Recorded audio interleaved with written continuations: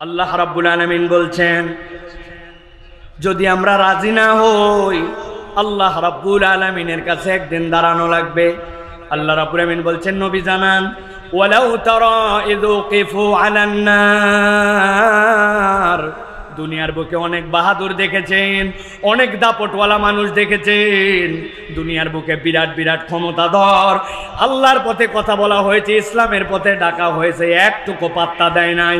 উল্টারও ইসলাম বিদ্বেষ অন্তরে লালন করত, উপরে উপরে মুসলমান পরিচয় দিত, ফজরের নামাজের পরে জায়নামাজ খুঁজত, রাত্রেবেলা 70 রাকাত তাহাজ্জুদ পড়ত, কিন্তু আলেম ওলামাকে মিথ্যা মামলা দিয়ে ফাঁসি দিতে তাদের হাত কাঁপে নাই,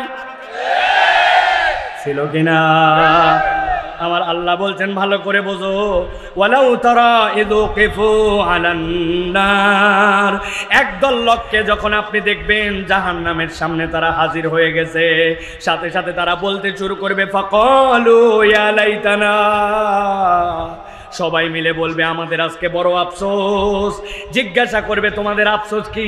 তোমাদের যা কর্মফল সেই অনুযায়ী তো তোমাদের আজকে ফলাফল পেয়ে গেছো। সাথে সাথে তারা বলতে শুরু করবে, নুরাদ্দু ওয়ালা নুকাযযিবা বিআয়াতি রাব্বিনা। আমাদেরকে একটা সুযোগ দেওয়া হোক, আমরা আবার একটু দুনিয়ায় ফেরত যেতে চাই। ফেরেশতারা জিজ্ঞাসা করবে, এই ব্যাককল, দুনিয়ার থেকেই তো এখানে আসছিস, আবার কেন দুনিয়ায় যেতে চাস? সাথে সাথে তারা বলতে শুরু করবে, ওয়ালা নুকাযযিবা বিআয়াতি রাব্বিনা ওয়া নাকুনা মিনাল মুমিনিন। দুনিয়ায় আমাদের একটা মিস্টেক ছিল, আল্লাহর আয়াতের ব্যাপারে শতবার বলা হয়েছিল, আল্লাহর আয়াত মেনে নাও, মেনে নাও। ওই দিন আমরা আল্লাহর আয়াত মানি নাই। আজকে আমাদের কাছে জাহান্নাম, আজকে আমাদের সামনে আল্লাহর আযাব, আজকে আমাদের হাসরের ময়দান, আজকে আমাদের পুনরুত্থান, আজকে আমাদের আমলনামা আমাদের সামনে হাজির। আফসোস, আমাদেরকে একবার যদি দুনিয়ায় ফেরত পাঠাও, আমরা একবার দুনিয়ায় ফেরত যেতে চাই। জিজ্ঞাসা করি, বুঝে থাকলে উত্তর দেন। ওই দিন যাওয়ার পরে আফসোস করে যদি দুনিয়ায় ফেরত আসতে চাওয়া হয়, হাসরের ময়দান থেকে কি দুনিয়ায় ফেরত আসা যাবে? যারা বললেন না যাবে, আল্লাহ রাব্বুল আমিন বলছেন, তোমরা কেন দুনিয়ায় ফেরত যেতে চাও? সাথে সাথে তারা বলবে, রব্বানা বসারনা ওয়া সামি'না ফারজি'না না'মাল সালিহা ইন্না মুকিনুন। এই রব, আমরা আযাব দেখে ফেলছি, শাস্তি আমাদের চোখের সামনে, সবগুলা তুমি যা বলেছিলে সব সত্য প্রমাণ হয়ে গেছে। রব্বুল আমিন, আমাদেরকে একবার দুনিয়ায় ফেরত পাঠাও, আমরা আল্লাহর আয়াতের অস্বীকারী হব না, আমরা ইমানদার হব, নামাল সালিহা। সাথে সাথে ওয়াদা করতেছি, দুনিয়ায় যাওয়ার পরে হেব্বি ভালো কাজ করব। কি করবে? অনেক ভালো কাজ করবে, আল্লাহর আয়াত অস্বীকার করবে না, আর ইমানদার হবে। তার মানে বোঝা যায়, কিয়ামতের দিনে একদল লোক আল্লাহর আযাব দেখার পরে এই 3টা কারণে আল্লাহর কাছে তারা আফসোস করবে। এর দ্বারা প্রমাণিত হয়, দুনিয়ার থেকে ওই বান্দারা হাসরের ময়দানে যদি যাওয়ার বিশ্বাস রাখে, তাহলে আল্লাহর আয়াত যেইটা আছে সে মেনে নিবে, দুনিয়ার বুকে সে নেক কর্ম করবে, আর দুনিয়ার বুকে ঈমানটা সে বিশুদ্ধ করে তবেই আল্লাহর কাছে যাওয়ার প্রস্তুতি নিবে। নচেত ওই দিন যাওয়ার পরে আমাদেরকে আফসোস করা লাগবে। এখন একটা পয়েন্ট এখানে বলে আমি আমার মূল কথায় যাব, সেটা হচ্ছে, ওরা বলবে আল্লাহর কাছে, ওয়ালা নুকাযযিবা বিআয়াতি রাব্বিনা, আল্লাহ, আমরা তোমার কোনো আয়াত আর অস্বীকারী হব না। আমি এখানে আপনাদের কাছে জিজ্ঞাসা করতে চাই, বুঝে কথা উত্তর দিবেন। আমাদের এখানে একজনও এমন কেউ কি আমরা আছি যে আমরা আল্লাহর আয়াত অস্বীকার করি? আরেকটুখানি আপনাদের কাছে সরব উত্তর চাই, জোরে না, কিন্তু ঠোঁটটা নড়ায় জানাতে হবে, আমরা কি আল্লাহর আয়াত অস্বীকারী? বলছি আমরা আল্লাহর আয়াত অস্বীকারী না, কিন্তু আমরা যদি একটুখানি আমাদের প্র্যাকটিক্যাল লাইফ দেখি, তাহলে আমরা দেখব আমরা প্রত্যেকেই কম বেশি আল্লাহর আয়াতের নানান দিক দিয়া অস্বীকারী। আছে কি না? নামাজ পছন্দ করে, রোজা পছন্দ করে, হজ পছন্দ করে, কিন্তু যাকাত দেয় না। যাকাত দেয়, ওষুধ দেয় না। বলে, ভাই, আল্লাহ রাব্বুল আলামিন বিধান করেছেন, কারো যদি 680 কেজি ফসল উৎপাদন হয়, আর ওই ফসলটা যদি তার সেচ দিয়ে সার দিয়ে নিজের টাকা খরচ করে হয়, তাহলে প্রতি 20 মনে 1 মন আল্লাহর জন্য দিতে হবে। আর ওইটা যদি সেচ না লাগে, সার না লাগে, ওই যে নারিকেলের গাছ লাগাইছেন না লাগাইছেন কিচ্ছু দেওয়া লাগে না, তাহলে 10-এ 1 আল্লাহর ভাগ। ওই লোক বলে রাখ, যে দুনিয়া আসছে যত কষ্ট করে আবাদ করি, কত ধরনের রিস্ক নিয়ে আমি জাকাত দেই, কিন্তু ওসর দিতে পারবো না। বলেন তো ওসরের বিধান জানেই না এরকম মুসলমান আছে কিনা? আপনি বরিশালে অসংখ্য খুঁজে পাবেন। আরেকজন আছে নামাজ পড়ে, রোজা রাখে, হজ করে, জাকাত দেয়, কিন্তু তাকে যদি বলা হয় আল্লাহর এই জমিনে আল্লাহর বিধান দিয়া, আল্লাহর হুকুমত দিয়ে দুনিয়াটা চলুক, সংসদটা চলুক আল্লাহর আইনে, ব্যাংকটা চলুক আল্লাহর আইনে, চুরি করলে চোরের বিধানটা আল্লাহর আইন দিয়ে বাস্তবায়ন হোক, সাথে সাথে বলবে সাইফুল্লাহ ভাইকে তো মনে করছিলাম দলীয় বক্তা না, ইনিও দেখি দল করে। আছে কিনা? তার মানে ওই লোকের মন ওই পর্যন্ত আল্লাহর আয়াত মানে, যতটুক পর্যন্ত তার দিল টানে। আল্লাহ এই জন্য বলছেন, হাসরের দিনে যাওয়ার পরে বড় গলায় বলে আসছিলে আল্লাহ তোমার আয়াতে বিশ্বাস করি, কিন্তু তোমার ঈমান পূর্ণ হয় নাই। ওই ঈমান পূর্ণ না হওয়ার জন্য বলবে ওয়ালা নুকাদ্দিবা বিআয়াতি রাব্বিনা, আল্লাহ দুনিয়ায় ফেরত পাঠাও, এবার যাওয়ার পরে আর উল্টাপাল্টা করব না। কিন্তু ওই দিন আর দুনিয়ায় আসার সুযোগ থাকবে। আবার এক শ্রেণীর লোক আছে, নামাজ পছন্দ আছে, রোজা পছন্দ আছে, হজ পছন্দ আছে, কিন্তু যেই না জিহাদের কথা বলা হবে সাথে সাথে বলবে জিহাদ মানে জঙ্গিবাদ, জিহাদ মানে বাড়াবাড়ি। আরে রাখো, এটা 1450 বছর আগে ছিল জিহাদ, এখন আর জিহাদ টিহাদ লাগে না। কি বলে? ভালো করে বুঝবেন, এইগুলোর নাম ঈমান। এই ঈমান যদি আমার পূর্ণ না হয়, তাহলে আল্লাহর বিধানে আপনার ঈমান আনা হয় না, ঠিক কিনা? এই জন্য প্রিয় ভাইরা, আজকে আমি নিয়ত করেছি আপনাদের কাছে অত্যন্ত গুরুত্বপূর্ণ একটা বিষয়ে আমি শায়েখ আহমদুল্লাহ হাফিজাহুল্লাহ আসার আগ পর্যন্ত আপনাদের কাছে কথা বলতে চাই, যদি আপনারা শুনতে চান। রাজি আছেন? আপনারা আছেন ইনশাআল্লাহ? তবে আপনারা এখন যারা আছেন, আপনাদের একটা অপশন আছে।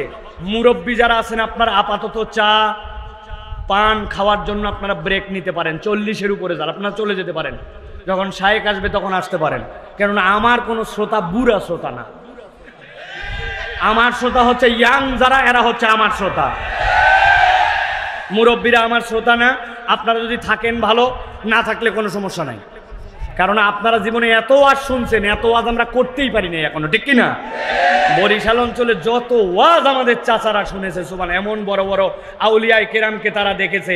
আপনারা ফুরফুরার আব্দুল হাই সিদ্দিকী রহমতুল্লাহ আলাইকে অনেকে দেখেছেন, কাইমুজ্জামান রহমতুল্লাহ আলাইকে দেখেছেন, অনেকে আবুল আনসার আব্দুল কাহার সিদ্দিকী রহমতুল্লাহ আলাইকে দেখেছেন, চরমনায়ের মরহুম ফজলুল করিম রহমতুল্লাহ আলাইকে আপনারা দেখেছেন, শর্ষিনার আমাদের খালুজান ইন্তেকার করলেন মুহিবুল্লাহ সাহেব রহমতুল্লাহ আলাই, তাকে আপনারা দেখছেন না ভাই? তাহলে কত বড় বড় আপনারা লোকজনকে দেখছেন, আলহামদুলিল্লাহ। কিন্তু আমাদের ইয়াংরা, এই ইয়াংরা এখন ওয়াজ শুনতে চায়, কিন্তু দিলের মধ্যে ওয়াজ নিতে চায় না, ঠিক না? এই জন্য আমি আজকে ইয়াংদের জন্য কিছু কথা বলতে চাই। রাজি আছেন তো আপনারা? কারা কারা আছেন দেখে হাত দুটা তোলেন, শক্ত করে হাত তোলেন। থামেন থামেন থামেন থামেন, আপনারা থামেন, হাত সোজা করেন, সময় কিন্তু সংক্ষেপ। আচ্ছা, হাত নামান। লাস্ট একবার হাত তোলাবো, তবে সবাই হাত তুলবেন না মেহেরবানি করে। যাদের হাতের মধ্যে মোবাইলের সমস্যা নাই, গিরিজ যাদের ঠিক আছে, এই জায়গার ব্রেক ওয়েল আছে না অনেকে, এইগুলো যদি ডিস্টার্ব না থাকে, মোবাইল ঠিক, গিরিজ ঠিক, ব্রেক ওয়েল ঠিক, হাত ঠিক, ইনারা খালি হাত তুলবেন। আর যাদের প্রবলেম হয়ে গেছে তাদের হাত তোলা দরকার নেই, কারণ অনেক লোক আছে যতই হাত সোজা করতে বলেন উনি এরকম করে, ওরা হাত ওঠে না, এরকম করে, আছে না? যাদের সমস্যা নাই তারা সমস্যারে একসাথে দুটা হাত উঁচু করেন। শক্ত করছেন? সোজা করে টান দেন। এবার পেছন দিকে একটু টানা দেন। হ্যাঁ, দেখেন এবার ডানে বামে তাকায় কারা হাত উঠাতে পারে না, চেহারাগুলা দেখে নেন। সোজা হয়েছে হাত, এবার একটু বামে দেন। হ্যাঁ, ডানে দেন, এবার একটু ডানে ডানে, মাশাআল্লাহ। এবার সামনে দেন, একটু সামনে দেন, হাত সোজা করেন। এবার শক্ত করেন, শক্ত। সোজা করছেন সবাই? সোজা হয়েছে? এবার গলাটা পরিষ্কার দেন, ভালো করে দেন, নিছেন। এবার হাত সোজা করেন, বুক বরাবর নেন, এই বরাবর নিছেন, নামাই নেন, হাত নামাই নেন, বুক বরাবর নেন। হালকা একটু ইকোটা কমাও, হালকা, বেশি বাড়ি খাচ্ছে। হাত শক্ত করছেন সবাই এ পর্যন্ত? এবার আমরা একটু আকাশ বাতাস মুখরিত করে একটা তাকবীর দিতে চাই, পারবেন ইনশাআল্লাহ? এই মাঠের ইতিহাসে এবং আপনার জীবনে এইরকম শব্দ করে তাকবীর দেন নাই, এরকম একটা তাকবীর দিতে পারবেন ইনশাআল্লাহ? যারা পারবেন তারা বলেন আল্লাহুম্মা আমিন। যারা পারবেন না, যতই বলা হোক পারবেন না, তারা বলেন আল্লাহুম্মা আমিন। আহারে, সব দিকেই লোক আছে, বোঝে নাই মনে হয়, তাই না? রেডি হয়েছেন সবাই? আমি যখন বলবো লিল্লাহে তাকবীর, তখন হাত দুটো উপর দিকে ছুড়ে দিয়ে বলবেন আল্লাহু আকবার। পারবেন ইনশাআল্লাহ? পারবেন ইনশাআল্লাহ? দেখে একটা তাকবীর দেন, লিল্লাহে তাকবীর, লিল্লাহে তাকবীর, আল কোরআনের আলো, আল হাদিসের আলো, তোমার নেতা আমার নেতা, তোমার নেতা আমার নেতা, আলেম ওলামা যেখানে, আল্লাহর আইন যেখানে, লিল্লাহে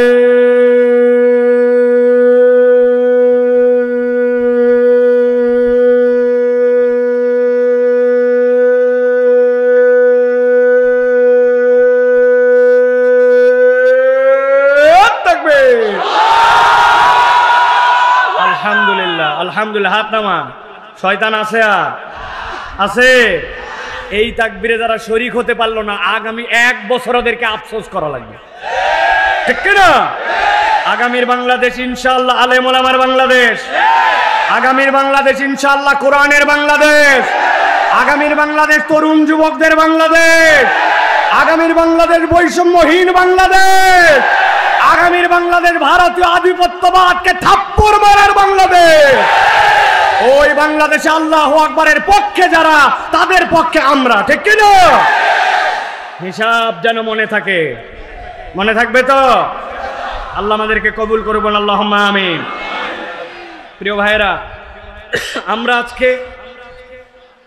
আজকে আমরা সংক্ষিপ্ত সময়ে কোরআনুল কারীম থেকে আমরা একটা প্রসঙ্গে আপনাদের কাছে কথা শুনতে চাই, এবং আপনাদের কাছ থেকে সেই কথা উত্তরের আলোকে আমরা কিছু কথা বলতে চাই।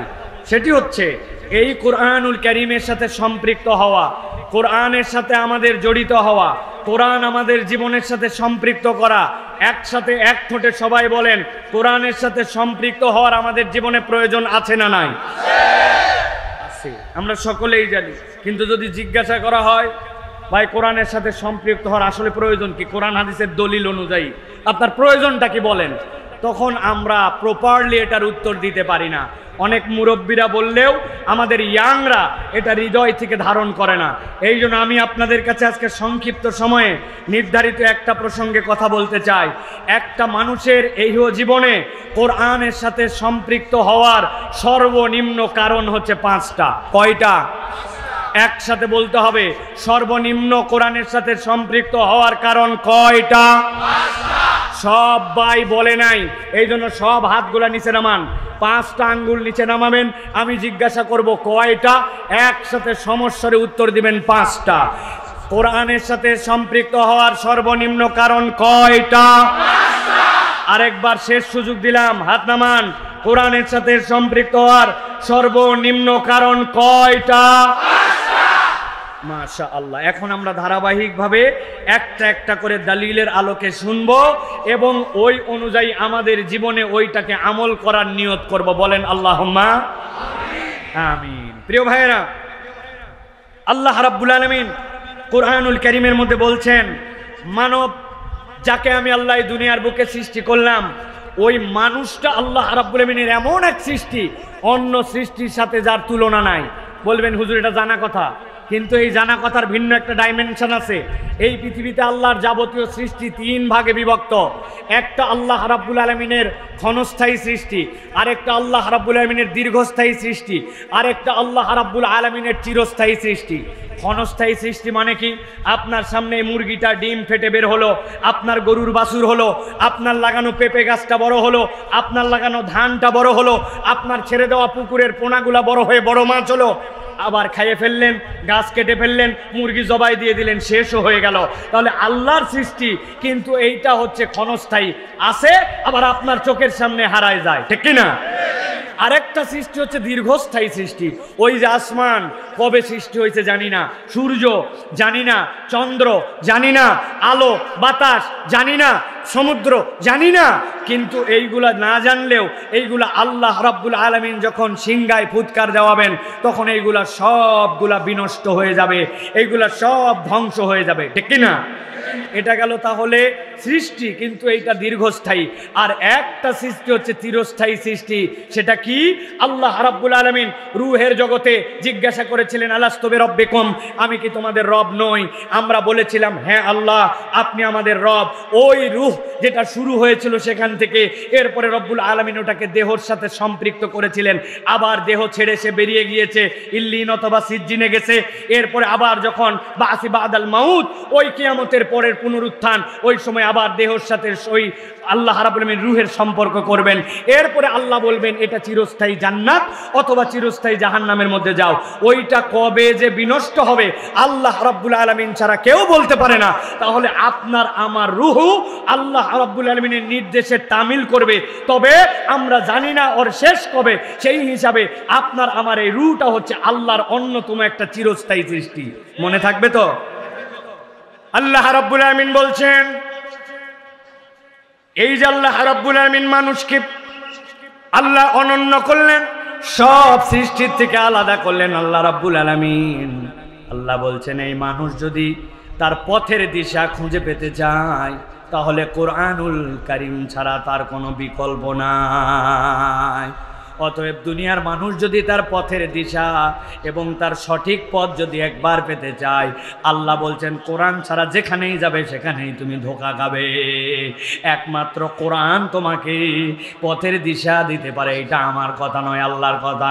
আল্লাহ রাব্বুল আলামিন বলছেন আলিফ লাম রা কিতাবুন আনজালনাহু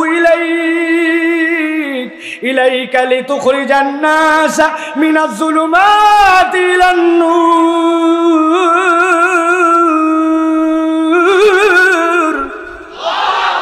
আল্লাহ বলছেন দুনিয়ার মানুষ ভালো করে খেয়াল করো, আল্লাহ কোরআনে 29টা সূরা, এই 29টা সূরার শুরুতে আল্লাহ আল হুরুফ আল মুকাত্তাআত ব্যবহার করেছেন।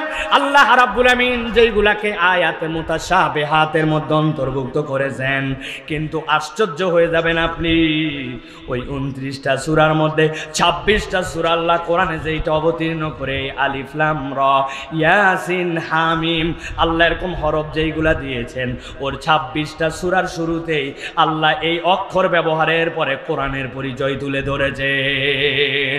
আলিফ লাম মিম যালিকাল কিতাবু লা রাইবা ফি ইয়াসিন ওয়াল কুরআনিল হাকিম হামিম তানজিলুল কিতাব। আল্লাহ কোরআনের পরিচয় দিলেন, মুফাসসিররা নানান ধরনের ব্যাখ্যা করেছেন, তবে একটা ইন্টারেস্টিং ব্যাখ্যা হচ্ছে আল্লাহ এই আয়াতগুলোর দ্বারা যদি কাউকে জিজ্ঞাসা করেন বলো তো এইটার অর্থ তুমি জানো নাকি, আমরা তো দূরের কথা, আব্দুল্লাহ ইবনে আব্বাস রাদিয়াল্লাহু তাআলা থেকে রিওয়ায়াত এসেছে, তিনি বলছেন এইটার সবচেয়ে বড় ব্যাখ্যা হচ্ছে আল্লাহু আ'লামু বিমুরাদিহি, জানি না ওইটার আসল কথাটা আল্লাহ জানেন। আল্লাহ মূলত বুঝাতে চান বান্দা তোর জ্ঞান কত, তোর বুদ্ধি কত, তোর পাণ্ডিত্য কত। তুই তো এই দুনিয়ার বুকে এখন আরবি জানিস না, আরবির পণ্ডিতের যুগে এই কোরআন দেওয়া হয়েছিল, ওই কোরআন দেওয়ার পরে তারা পর্যন্ত এটা বলতে পারে নাই। আল্লাহ বলছেন বান্দাকে আমি অক্ষম করে দিলাম, বান্দাকে বললাম থেমে যা বান্দা, এবার সামনে পথ চলা শুরু কর। আল্লাহ বলছেন সবগুলোকে অক্ষম করে এবার সক্ষমতার পরিচয়টা কোরআন দিয়ে দিলাম। আল্লাহ বলছেন কিতাবুন আনজালনাহু ইলাইকা লিতুখরিজান নাসা মিনাজ যুলুমাতি ইলান নূর।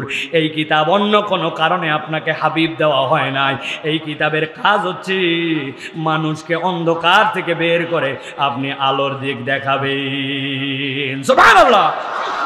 নবীজির যুগের নাম ছিল আইয়ামে জাহেলিয়াত, অন্ধকার যুগ, কিন্তু ওই যুগে এত অন্ধকার, ওই যুগে এত রাহাজানি, এত বদমাইশি, এত ডাকাতি, এত ধরনের গুনাহখাতা যেটা কল্পনা করা যায় না। এক ব্যক্তি 100টা মানুষকে হত্যা করেছে, 100টা শিশু সন্তানকে হত্যা করেছে, কিন্তু আল্লাহ নবী সাল্লাল্লাহু আলাইহি সাল্লাম এইটা কোনো থিওরি দিয়ে যান নাই। মাত্র 23 বছরের ব্যবধানে আল্লাহ নবী নিজে আবার সাক্ষ্য দিয়ে গেলেন, খয়রুল উমুরি করনি সুম্মাল্লাযীনা ইয়ালুনাহুম সুম্মাল্লাযীনা ইয়ালুনাহুম। আমি নবী জানায় গেলাম, যেই যুগ পরিবর্তন করলাম এই কোরআন দিয়া, যেই অন্ধকার থেকে আলোতে মানুষকে আনলাম, আমি আল্লাহ রাব্বুল আমিনের পক্ষ থেকে জেনে জানালাম এর থেকে ভালো কোনো যুগ আসে নাই, কিয়ামত পর্যন্ত আর এর থেকে ভালো যুগ আসা সম্ভব নয়। বুঝে থাকলে বলেন তো এই পরিবর্তনটা নবীজি সাল্লাল্লাহু আলাইহি সাল্লাম কোন কিতাব দিয়ে করেছিলেন? কোরআন, ঠিক তো? এবার জিজ্ঞাসা করবো আরো 2টা প্রশ্ন। যেই কোরআন আল্লাহ নবী সাল্লাল্লাহু আলাইহি সাল্লাম পরিবর্তন করেছিলেন, ওই কোরআনুল কারীম কি অবিকৃতভাবে আমাদের কাছে এখনো আছে? ইমানের প্রশ্ন আছে। 3 নম্বর জিজ্ঞাসা, কিয়ামত পর্যন্ত কি ওই কোরআন অবিকৃত থাকবে নাকি বিকৃত হবে? কোরআন অবিকৃতভাবে থাকবে, এখনো আছে, আল্লাহ নবী সাল্লাল্লাহু আলাইহি ওয়াসাল্লামের কাছে ছিল। তাহলে আপনাকে ঈমান আনতে হবে যে আমরা যদি আমাদের পথের দিশা খুঁজে পেতে চাই, আমরা যদি আলোর পথ দেখতে চাই, কোরআনুল কারীমের কোনো বিকল্প নাই, ঠিক না? তবে একটা কথা আছে এই জায়গায়, হুজুর কোরআন তো আছে, কোরআনের আলোচনাও তো আছে, শুনে যাচ্ছি আমরা, কিন্তু আমাদের জীবনে পরিবর্তন হয় না কেন? জিজ্ঞাসা আসেনি ভাই? আমি একটা উদাহরণ দেব ইন্টারেস্টিং, তারপরে আমি এখানে ঢুকবো আয়াতের মধ্যে, ভালো করে খেয়াল করেন। আমি একবার ঢাকার থেকে ঝিনাইদহ মাহফিলে যাচ্ছি। ঝিনাইদহ মাহফিলে যাওয়ার সময় তখনও পদ্মা সেতু হয় নাই। আমি ঢাকার থেকে মানিকগঞ্জের উপর দিয়া পদ্মা নদী পার করে এরপরে ফরিদপুর রাজবাড়ি দিয়ে এরপরে আমি যাব হচ্ছে ঝিনাইদহ। আপনারা বরিশালের মানুষ, আপনাদেরকে বোঝানো লাগবে না, আপনারা জীবনে ফেরিতে উঠছেন ভাই, ফেরি ফেরি, আরে ফেরি তো আপনাদের বাহন ছিল, ঠিক না? 60টা ফেরি পার দিয়ে মাহফিল আমি করছি, মনে আছে আমার। পটুয়াখালী গেছি 7 ফেরি। এখন আমি ওই যে ফেরির মধ্যে গেছি, আসরের ওয়াক্ত হয়ে গেছে, নামাজ আমার পড়া হয় নাই। লাফ দিয়ে নেমে গাড়ির থেকে, আপনারা জানেন ফেরির ছাদের মধ্যে দেওয়া থাকে হচ্ছে নামাজের জায়গা, ঠিক না? লাফ দিয়ে উঠে চলে গেছি ফেরির ছাদে। ফেরির ছাদে যাওয়ার পরে আসরের নামাজ পড়বো। এখন মোবাইলটা হাতে নিলাম, মোবাইলটা হাতে নিয়ে মোবাইল বের করলাম। মোবাইল বের করে আমার মোবাইলের মধ্যে এই যে কম্পাস দেখলাম, আপনাদের কেবলা এই দিক, ঠিক তো ভাই? পশ্চিম এই দিক তো। এইটা বের করে আমি 2 রাকাত নামাজ আদায় করে ফেলেছি। যেই নামাজ শেষ হওয়ার পরে ডান পাশে তাকায় দেখি একটা মুরব্বী বসে আছে। মুরব্বী শুধু বসেই নাই, আমার দিকে এমনভাবে তাকায় আছে, এখন অপরিচিত মুরব্বী, খালি তাকায় যদি থাকি বিরক্ত লাগে মানুষ, ঠিক না? আমি দেখলাম মুরব্বী যেহেতু তাকায় আছে, সালাম দিলাম, চাচা আসসালামু আলাইকুম। ব্যাপার কি, ঘটনা কি চাচা, কিছু বলবেন নাকি? মুরব্বী বলছে আমাকে, বাবা তুমি তো অবাক করে দিছো। আমি চিন্তা করলাম দুনিয়াতে হুজুরের দোষের কোনো শেষ নাই, ঠিক না ভাই? হুজুর জোরে গেলেও দোষ, আসতে গেলেও দোষ। হুজুর যদি জোরে যায় বলবে খিদা লাগছে, আর যদি আসতে যায় বলবে এতই খাওয়া খাইছে হাঁটতে পারে না, ঠিক না? হুজুরের দোষের কোনো শেষ নাই। আমি চিন্তা করলাম কি আবার করলাম যেই কারণে বলে যে বাবা অবাক করে দিছ। আমি বললাম মুরব্বী ঘটনা কি? বলছে বাবা তুমি এখানে আসার আগেই আমিও নামাজের জন্য উপরে উঠছিলাম। ওঠার পরে আমি একজনকে জিজ্ঞাসা করলাম, এ বাবা কেবলা কোন দিক? আমাকে মুরব্বী বলল এই দিক। চিন্তা করলাম কেবলা এই দিকে, সন্দেহ লাগে। আরেকজনের কাছে জিজ্ঞাসা করলাম কেবলা কোন দিক, সাথে সাথে বললো এই দিক। চিন্তা করলাম 10 সেকেন্ডের মধ্যে কেবলা এদিক থেকে এদিক হয় কেমনে? সন্দেহের মধ্যে পড়ে এরপরে এক লোককে বললাম, বাবা তুমি কি ফেরির লোক? বলে হ্যাঁ। কেবলা কোন দিক? বাবা বলছে এই দিক। চিন্তা করলাম যা আছে কপালে, ওয়াক্ত চলে যায়, 2 দিকের মধ্যে অন্তত মধ্যে দেখাই যে এই দিকেই নামাজটা পড়ে ফেলি। নামাজ 2 রাকাত কমপ্লিট করছে। নামাজ 2 রাকাত কমপ্লিট করার পরে বসে আছে, কিন্তু এরপরে দেখলাম তুমি আসলে। আসার পরে কোনো জিজ্ঞাসা নাই, কিছু নাই, আসলে আর 2 রাকাত নামাজ ঠিকঠাক মতো পড়লে। আমি যেই দিক পড়ছিলাম সেই দিকে কেমনে কি? আমি বললাম চাচা এই ঘটনা তাহলে এটা কোনো ব্যাপারই না। মোবাইলের মধ্যে কম্পাস আছে, কম্পাসের ধর্ম উত্তর দক্ষিণ থাকা, আর উত্তর দক্ষিণের বিপরীত হচ্ছে পূর্ব পশ্চিম। আমরা খানায় কাবার থেকে পূর্ব দিকে, এই জন্য আমরা পশ্চিম দিকে মুখ ফিরাই। আসলে আমাদের কেবলা পশ্চিম নয়, আমাদের কেবলা কাবা, কিন্তু দিকটা হচ্ছে কেবলার আমাদের দেশ থেকে পশ্চিম। ওইটা দেখে আমি আমার নামাজ ঠিক করে ফেলছি। মুরব্বি বলতেছে আশ্চর্য ব্যাপার বাবা, আমিও তো সারা দেশ সফর করে বেড়াই, আমাকে কি ওইটা একটু ম্যানেজ করে ঠিকঠাক করে দেওয়া যাবে নাকি? আমি চিন্তা করলাম সোয়াব কামানোর একটা চান্স পাইছি, আদাল্লু আলাল খায়রি কাফাইলিহি। আমি যদি একবার ওই লোককে ইনস্টল করে ওইটা উঠায় দেই, তাইলেই তো আমি সোয়াব পাবো। মুরব্বি নামাজ পড়বে, আমি সোয়াব। আমি বললাম চাচা কোনো ব্যাপার না, খালি আপনার মোবাইলটা দেন। আমার মোবাইলের মধ্যে হটস্পট আছে, ইন্টারনেট আছে, যেমনে করা লাগে 2 মিনিটের মধ্যে ঠিক করে আপনারা দিয়ে দিচ্ছি, দেখায় দিচ্ছি কেমনে ব্যবহার করা লাগে। আপনি এরপরে খালি হাতে নেবেন, দেখবেন আর নামাজ পড়বেন। মুরব্বি আনন্দে গদগদ হয়ে উনার পকেটেতে মোবাইল বাইর করে আমার হাতে ধরায় দিছে। আগে হয়েছে মুরব্বি অবাক, মোবাইল পায়ে আমি অবাক। হাতে নিয়ে দেখি নোকিয়া 3220।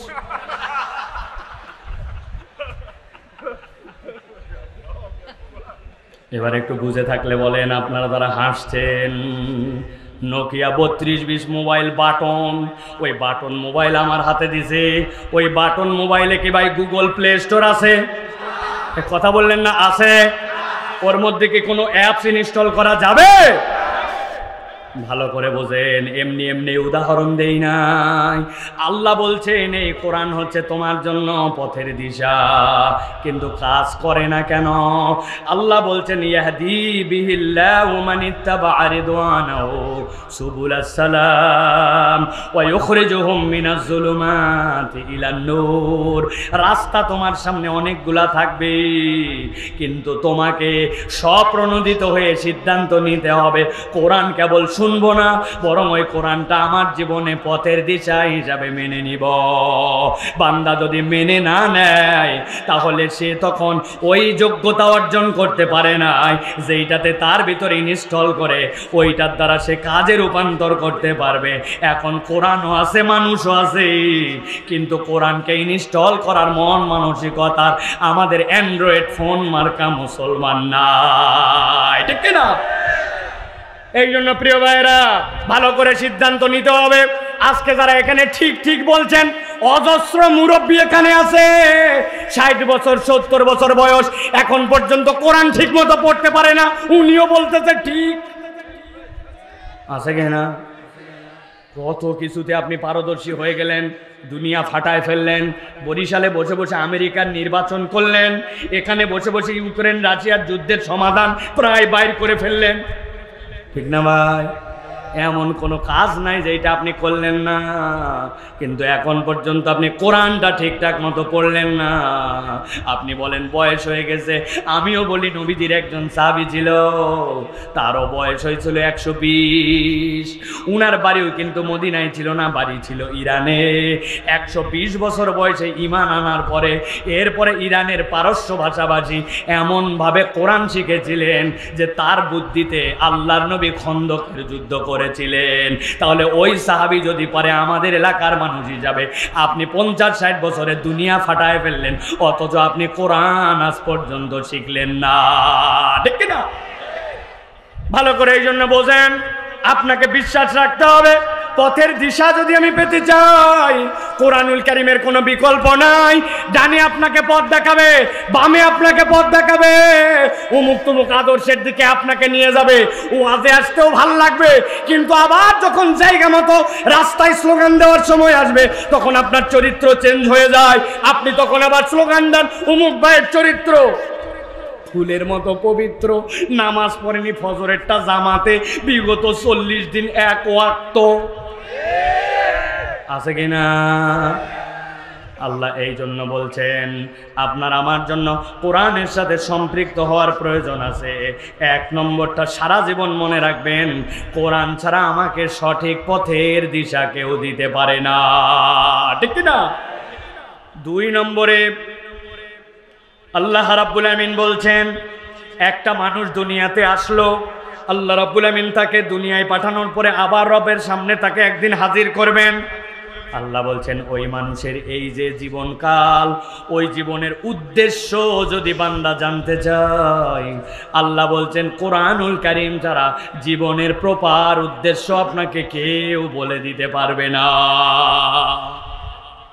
ভালো করে খেয়াল করেন এই পয়েন্টটা।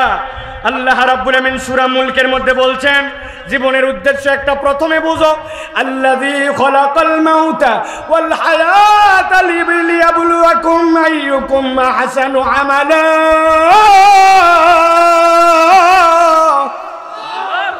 আল্লাহ বলছেন দুনিয়ার মানুষ আগে বুঝো এটার মানে কি বলছে আমি আল্লাহ।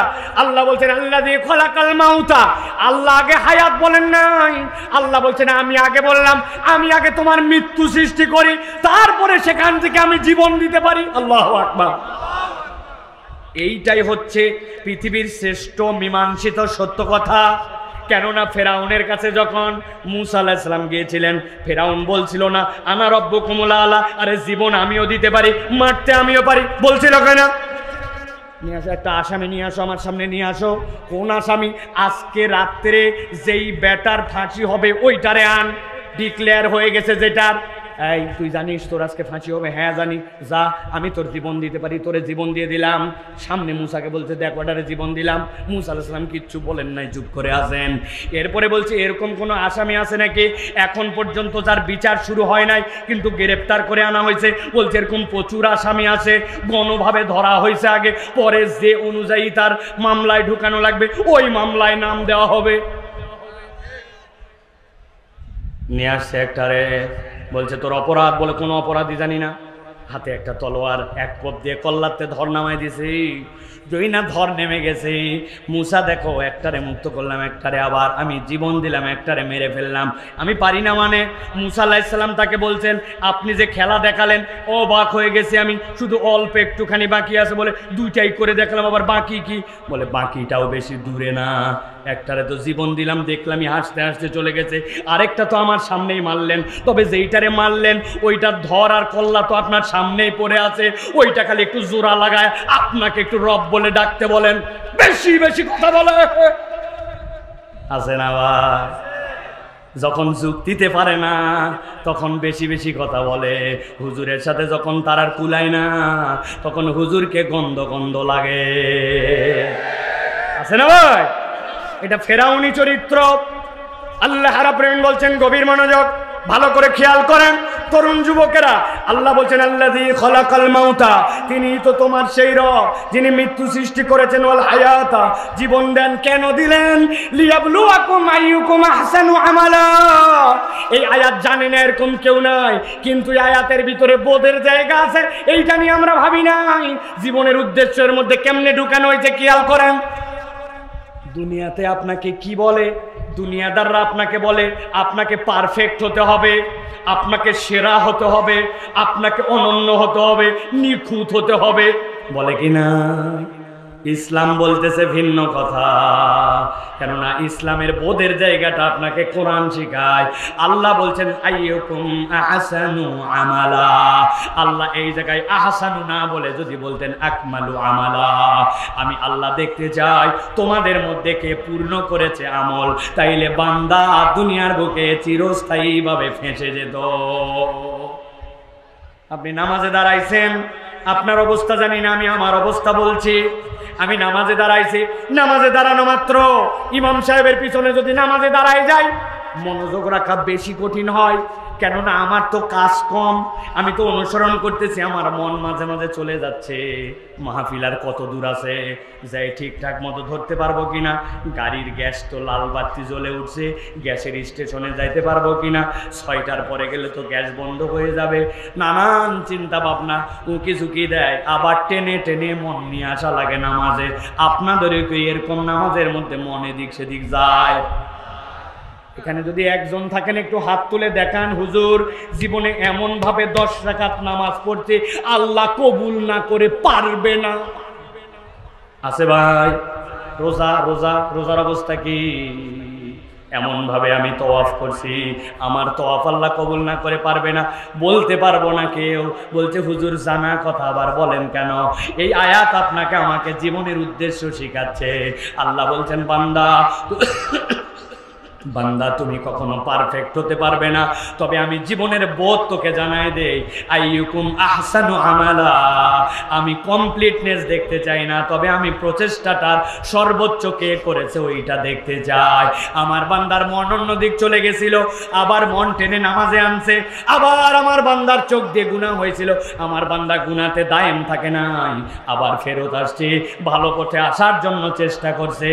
আল্লাহ বলছেন, আল্লাহ তোকে পারফেকশনিস্ট হতে বলেন নাই, উত্তম প্রচেষ্টাকারী হতে বলেছেন।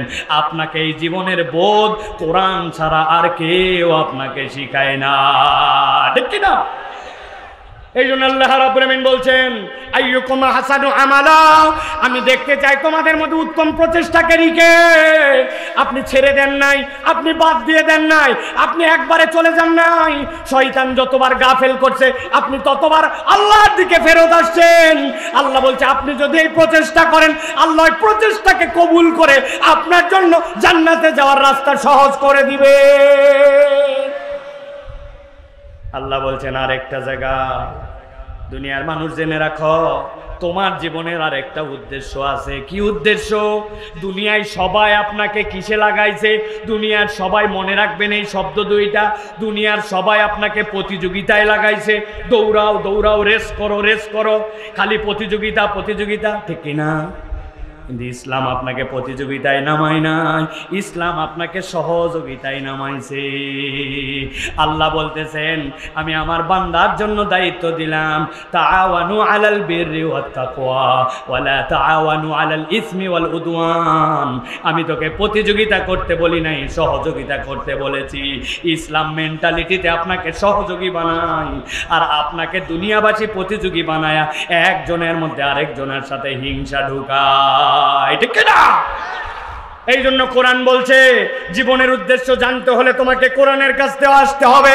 আল্লাহ কোরআনুল কারীমের মধ্যে বলছেন, তোমার জীবনের এবার উদ্দেশ্যের প্রাথমিকটা জেনেছো, তবে চূড়ান্তটা জেনে নাও।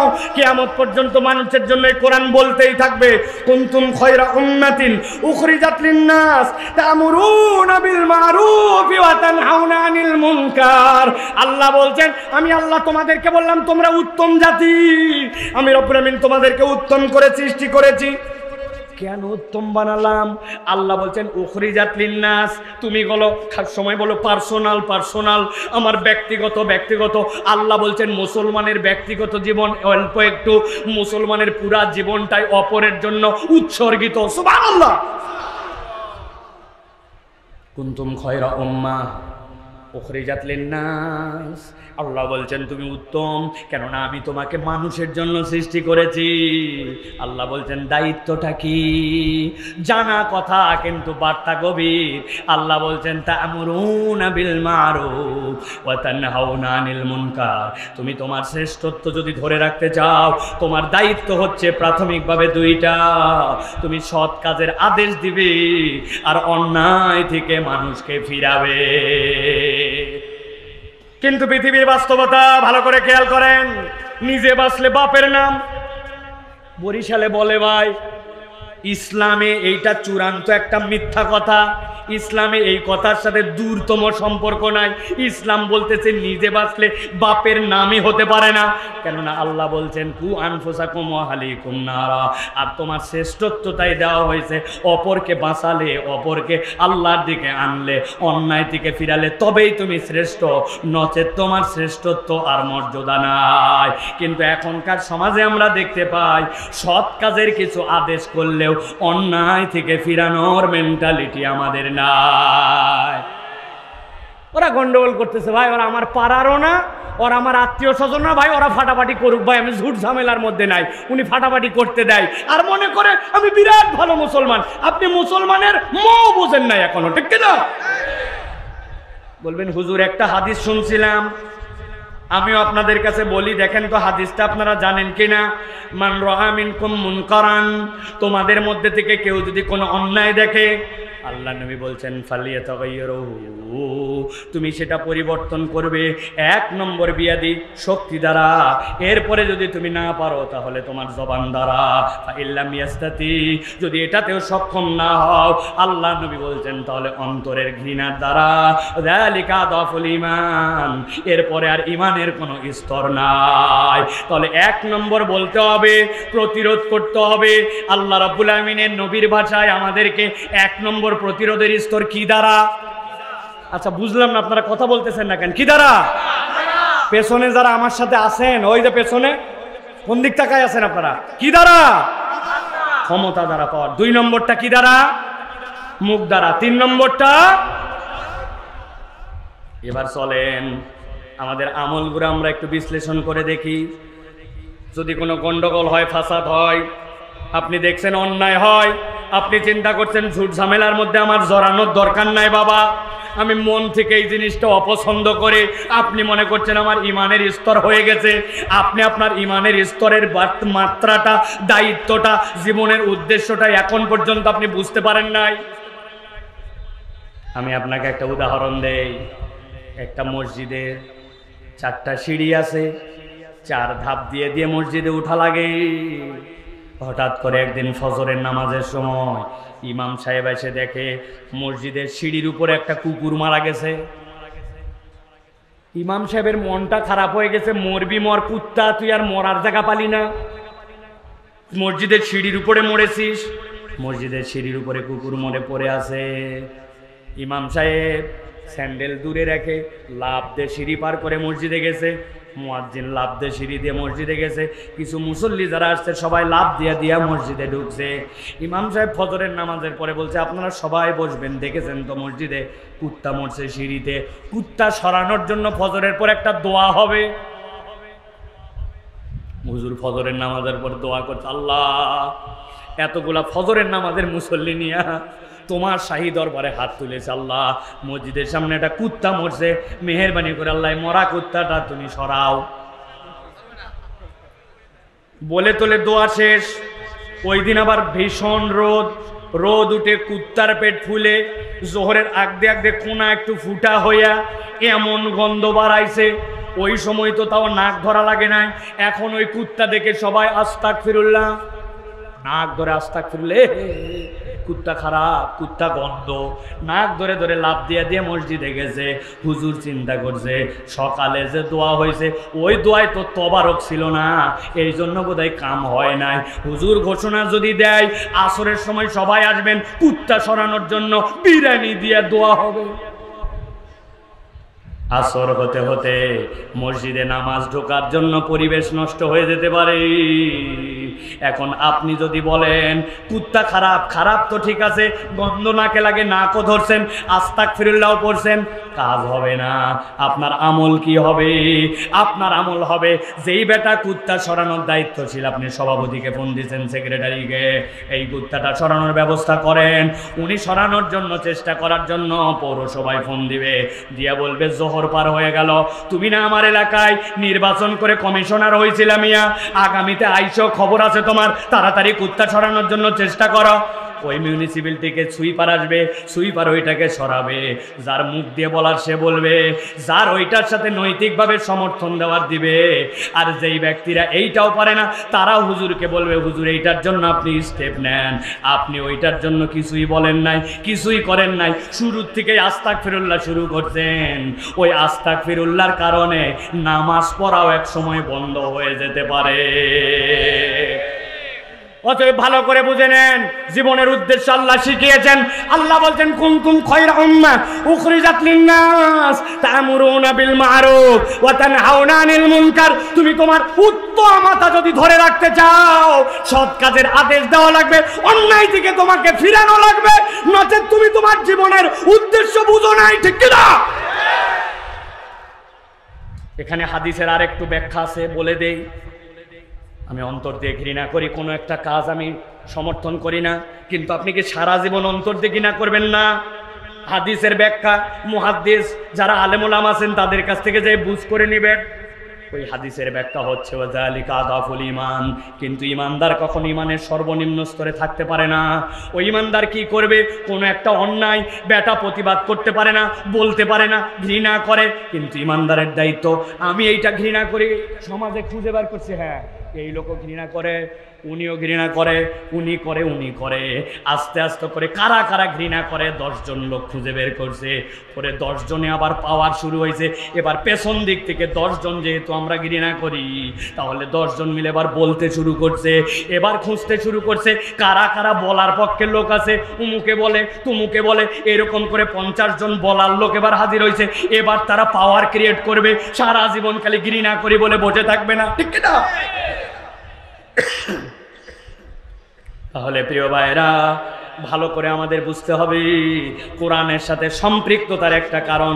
জীবনের উদ্দেশ্য যদি জানতে চাই, কোরআনুল কারীম ছাড়া আমাদের উপায় নাই, ঠিক না?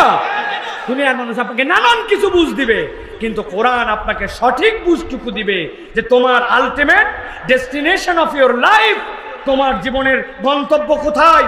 তো ওই গন্তব্যে যদি তুমি সঠিকভাবে পৌঁছাতে চাও, তাহলে জীবনের উদ্দেশ্য তোমার জানতে হবে। আরে মিয়া, তুমি তোমার জীবনের উদ্দেশ্য বানাইছো কামাই করা, তুমি তোমার জীবনের উদ্দেশ্য বানাইছো খেলাধুলা, বিসিএস না, এইগুলা জীবনের একটা পার্ট, কিন্তু জীবনের আসল উদ্দেশ্য হচ্ছে আল্লাহর সামনে দাঁড়ানোর মতো নিজেকে তৈরি করা, ঠিক না? অথবা এইটা আপনাকে কোরআন শিখাবে ভাই। কোরআন ছাড়া আপনি আদর্শ কারো কাছে পাবেন না। 3 নম্বরে আল্লাহ রাব্বুল আমিন বলছেন, জীবনে যদি আপনি সততার অনুভব খুঁজে পেতে চান, কোরআনুল কারীম ছাড়া আপনার কোনো বিকল্প নাই। আল্লাহ কোরআনে বলছেন, আল্লাযীনা ইউমিনুনা বিল গায়ব ওয়া ইয়াকিমুনাস সালাতা ওয়া মিম্মা রাযাকনাহুম ইউনফিকুন। আল্লাহ বলছেন, বান্দা জেনে রাখো, তোমাদের মধ্যে থেকে যারা গায়েবে বিশ্বাস করে, সালাত আদায় করে, আর তাকে দেওয়া রিজিকটা আল্লাহর জন্য খরচ করে, আল্লাহ বলছেন এই মানুষগুলা আল্লাহর কাছে এমন একটা লেভেলে যায়, এই মানুষগুলা অন্তরের মধ্যে সত্যতা আর সততার অনুভব বান্দা খুঁজে পায়। সুবহানাল্লাহ। পরিচিত আয়াত, কিন্তু আয়াতে কারিমার মধ্যে আল্লাহ রাব্বুল আমিন অনেকগুলা বার্তা ঢুকাইছেন, আমি সবগুলা বলতে পারবো না, ভালো করে খেয়াল করেন। আল্লাহ রাব্বুল আমিন বলছেন, ওয়া মিম্মা রাযাকনাহুম ইউনফিকুন। আল্লাহ বলছেন, ওয়া মিম্মা, যা কিছু আমি দিয়েছি, রাযাকনা, আমার পক্ষ থেকে রিজিক, হুম, তাদেরকে, ইউনফিকুন, তারা সেখান থেকে ব্যয় করে। তাহলে আল্লাহ রাব্বুল আমিন নিজে ঘোষণা দিচ্ছেন তিনি আপনার আমার রিজিক দাতা। আল্লাহ বলছেন সেখান থেকে ব্যয় করে, যে সে অন্তরের মধ্যে এইটার মধ্যে সততার অনুভব পায়। কিন্তু আপনি আমি তো বলি আমার কামাই, আমার ক্ষেত, আমার সংসার, আমার উপার্জন। তাহলে আল্লাহ বলেন আমি যে রিজিক দিলাম, এই বোধের জায়গাটা আপনাকে কে শিখায়? নাই। আমি অনেক জায়গায় উদাহরণ দেই, আপনার কাছে ছোট্ট একটা উদাহরণ দেই। বরিশালের মানুষ বলেন তো ভাই, আমরা যে ধান লাগাই, ক্ষেত লাগাই, আপনাদের এলাকায় কি আপনারা ধান নিয়ে ক্ষেতের মধ্যে এরকম করে ছিটায় দেন আর আপনার এলাকায় ধান হয়ে যায়? কথা বলেন। কি করেন? ছোট্ট করে একটা বেড বানান, ওইটা নরম করেন, একটা শিকড়ও যেন না থাকে, সবগুলা উঠায় ফেলে নরম মাটি, এরপরে সবচেয়ে ভালো বীজ, ওই বীজগুলো আপনি জড়ো করেন, করার পরে ওইটাকে নেন, নেওয়ার পরে ওইটা আগের রাত্রে পানির মধ্যে ভিজায় রাখেন, এরপরে আপনি ওইটাকে বেডের মধ্যে ছিটায় দেন। ছিটাই দেওয়ার পরে জিজ্ঞাসা করি, বলেন ওই বীজ যেটা ছিটাইছেন ওইটার যেদিক সেদিক থেকে মাথা, আর যেদিক সেদিক থেকে কি ওইটার মধ্যে ট্যাগ গজায়?